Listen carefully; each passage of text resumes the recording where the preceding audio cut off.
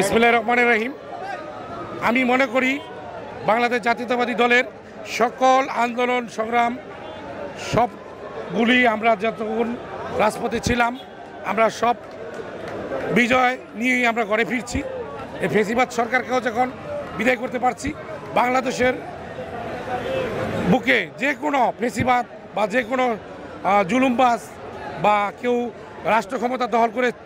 থাকতে চাইলে, বেআইনিভাবে ক্ষমতা খাটাইতে চাইলে, ওইটার প্রতিক্রিয়ায় বাংলাদেশের জনগণকে নিয়ে বাংলাদেশ জাতীয়তাবাদী দল বিএনপি ঢাকা মহানগর দক্ষিণ ইশাক হোসেনের নেতৃত্বে আমরা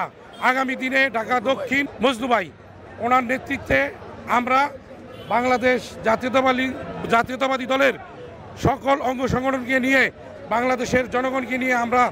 সকল আন্দোলন সংগ্রামে বিজয় হয়েছি এবং আজকে যে রায়, সেই রায়ও আন্দোলনের ফসল হিসেবে আমরা মনে করি। কিন্তু আজকে এই রায়কে আমরা অতি তাড়াতাড়ি আমাদের দাবি মেনে আমাদের জননেতা ইশরাক হোসেন সাহেবকে তার আসনে সিটি কর্পোরেশনে বসিয়ে দিয়ে শপথ বাক্য পাঠ করিয়ে সরকারের শুভবুদ্ধি হোক, যেন বাংলাদেশের মানুষ জানে এই দেশ গণতান্ত্রিক দেশ, এই দেশ একটি মুসলিম দেশ, এই দেশের মানুষ আন্দোলন সংগ্রামের মাধ্যমে টিকে আছে, রাজপথে আছে, থাকবে।